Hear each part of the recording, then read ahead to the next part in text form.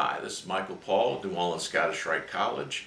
I want to do a video today that is a companion video of sorts to the video we just did on the top 10 Masonic book list.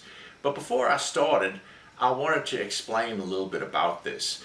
This is going to be my top 10, actually it's 11, like the last one, there'll be a bonus book, but it'll be the top 10 suggested Scottish Rite books. In no way, shape, or form do I mean to suggest that these books should be considered the extent of any library, and because of the confines of 10 books or 11 books, there's only so many that you can list. And what I was trying to do in this video is lay a foundation, and to cover the method I was using was to try and cover ritual, philosophy, and history. And these books that I'm recommending in this list covers all of these subjects. And by no means do I want to suggest that this is the extent of what you should do, but it is something that you should start with. And if you have these books, I feel, in my opinion, that this will start you off on a good path for the Scottish Rite. Much of what we did in the last video was laying a foundation for the Craft Lodge, and it was through general information, encyclopedias, information for a new Mason, information for lodge officers, and the Masonic philosophy, general Masonic philosophy. So, like the last video, do not take this as the first one being the least important and the last one being the most important. They'll be listed in alphabetical order. Some of these books are a little pricey. It may take a little time for someone to obtain all of these books, but I suggest that these books be studied and read. They are all worth every cent that they cost.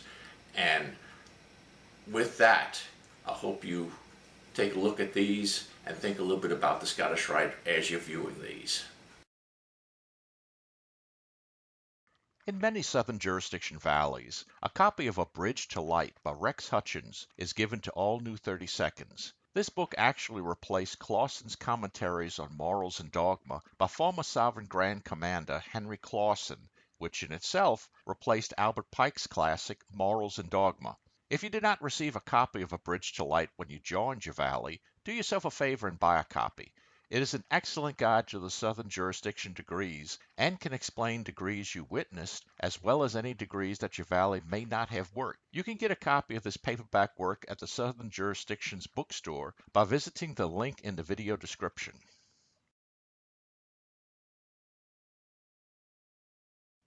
One of the most unknown, misunderstood, or not realized aspects of the Scottish Rite is its foundational or craft lodge degrees. While the craft degrees of the Scottish Rite are not worked by lodges under the jurisdiction of most U.S. Grand Lodges, Louisiana and a small handful of others excepted, it is one of the most popular craft lodge rituals outside of the United States.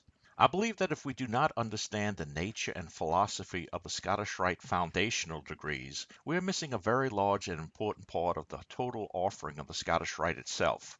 Albert Pike's Esoterica is, in my opinion, a necessary work for a more complete understanding of the Scottish Rite. This work is authored and edited by Arturo de Hoyos, who provides us not only with the complete text of this fascinating book, but adds to it additional texts which greatly augment and complement Pike's work.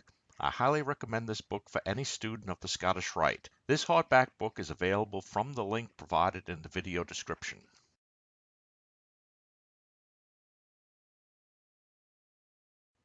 I can't imagine any Scottish Rite top 10 book list, or really a Scottish Rite book list of any number, and not having include the classic Morals and Dogma by Albert Pike. That is, at least, not before 2011. That was the year that Arturo de Hoyos released his annotated edition of Albert Pike's Morals and Dogma. Really, it's Morals and Dogma on steroids. Not only is the entire text of Morals and Dogma provided, but Brother de Hoyos dissects, clarifies, and traces original sources used by Pike. If you have never read Morals and Dogma, This is the book you need to buy in order to understand the importance of the original work on the Scottish Rite. If you have read Morals and Dogma, this is the book you will need to understand what you read. The annotated edition of Morals and Dogma is the end result of some 20 years of intense work to complete. Without question, this book should be in the library of every Scottish Rite Mason. The hardback edition is available from the link provided in the video description.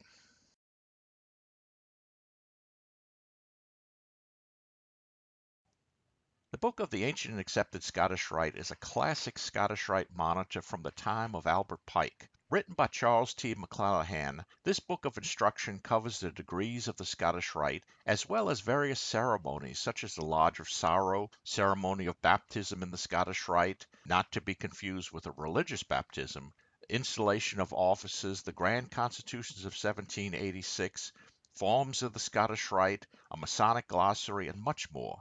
I included this book in this list not because it is an up-to-date monitor, because it's really not, but because of the considerable amount of good general information balanced with the historic aspect of past ceremonies and procedures that is offered in this work. It is a very good look at the ancient and accepted Scottish Rite as practiced in the late 1800s. This paperback is a photo reproduction of the original 1884 edition. It can be ordered from the link in the video description.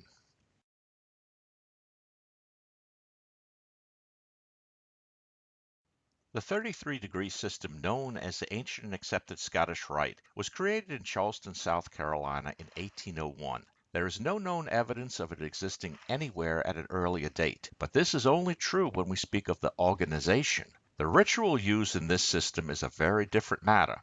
The early Charleston members drew from a number of sources for the rituals for their new creation. One system that was drawn heavily from was the 25-degree system known as the Order of the Royal Secret, or more commonly, the Rite of Perfection. One of the early proponents of this 25-degree system was Henry Andrew Franken. In this important work, Freemasonry's Royal Secret, the Franken Manuscript, Arturo de Hoyos presents to us the ritual of this 25-degree system which so inspired our present Scottish Rite. With an introduction co-authored by Lane Bernheim, this is a must-have book for anyone in any way interested in the systems that help create our present-day Scottish Rite. This hardback work is available by following the link in the description.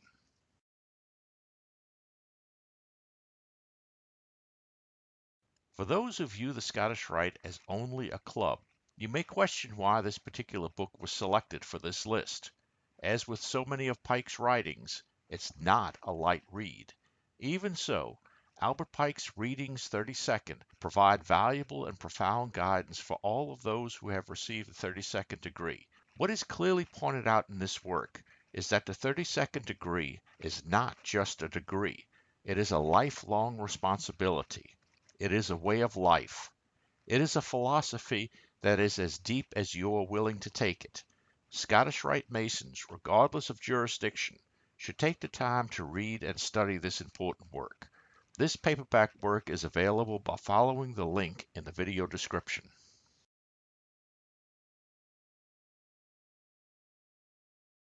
If someone, for some unimaginable reason, could have only one Scottish Rite book, then without hesitation I would recommend the Scottish Rite Ritual Monitor and Guide by Arturo de Hoyos. This one massive book takes you all the way from ritual to philosophy to forms and practices to history. It is an outstanding book. One who takes the time to study this work will have a clear understanding of the Scottish Rite. Just as I believe that Brother de Hoyos' annotated edition of Albert Pike's Morals and Dogma replaces the classic Morals and Dogma, so do I believe that this work will replace Pike's Liturgies and Legendas, and it's all in one book. This book should be considered required reading by all those who truly feel something by the Scottish Rite. With over 1,100 pages, this hardback edition is available by following the link in the description.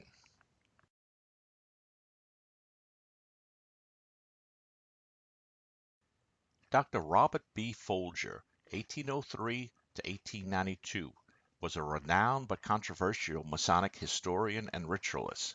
At times he belonged to mainstream U.S. Masonry, and at other times he was a Cyrano Mason. In this photographic reproduction of his classic 1862 first edition of The Ancient and Accepted Scottish Rite in 33 Degrees, Folger provides not only a rare and important look at the history of the Scottish Rite, but over 400 pages dedicated to documents to support his positions. The groundbreaking opinions, conclusions, and evidence presented in this book has been praised, denounced, and discussed to this present day. It is a controversial book, but one that I believe is valuable to the education of every Scottish Rite Mason. This paperback edition is available by following the link in the description.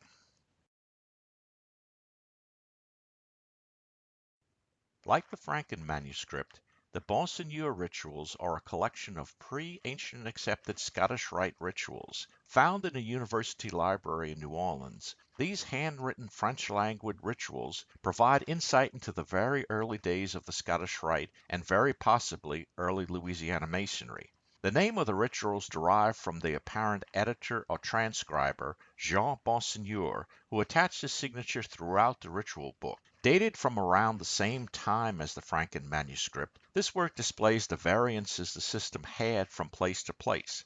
One of the most interesting differences between the two rituals is that the Franken manuscript begins with the fourth degree, but the Bonsignor ritual begins with the first or entered apprentice degree. They are possibly the first rituals used by the lodges that created the Grand Lodge of Louisiana, as well as the ritual of the Grand Lodge itself. Included are a photographic reproduction of the original handwritten French ritual, a French transcription, and English translation. This work provides a valuable link in the understanding of the development of both Louisiana Masonry as well as the ancient and accepted Scottish Rite. This collection is indispensable to any serious student of the early Masonic rituals. The 2-volume 8.5 by 11 paperback set is available by following the link in the description.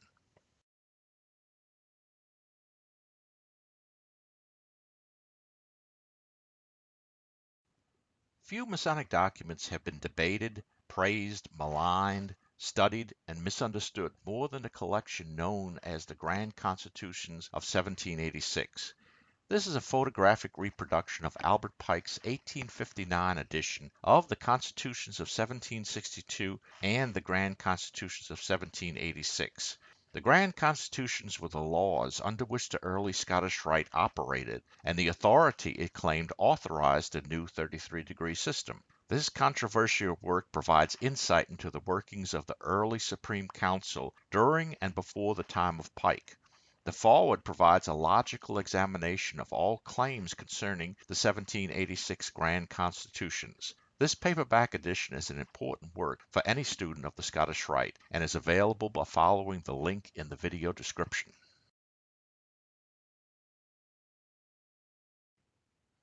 As in the top 10 Masonic book list, I would like to give a bonus book or 11th work for your consideration. In addition to being a bonus book, it will also break with a practice I tried to set. By that I mean that while all other books listed are in print and available for purchase, this one is out of print. I've included it only because I feel it is that important a Scottish Rite history book, and the book is fortunately still listed in a number of online used booksellers. The book has a long title, History of the Supreme Council, Mother Council of the World, 33rd Degree, Ancient and Accepted Scottish Rite of Freemasonry, Southern Jurisdiction, USA, 1801 to 1861, by Ray Baker Harris, edited by James D. Carter. I believe that this is an indispensable book for any Scottish Rite historian or researcher.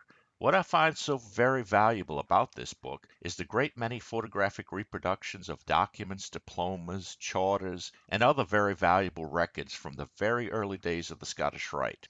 Removing all of the history and leaving only the reproductions would still make this book indispensable for me. Copies of this large format hardback edition can often be found at the link provided in the video description, as well as many other used book dealers. I appreciate you watching, and if you find any value in these books that's been recommended, please share this video, like the video. I appreciate all the support that you give, and see you next time.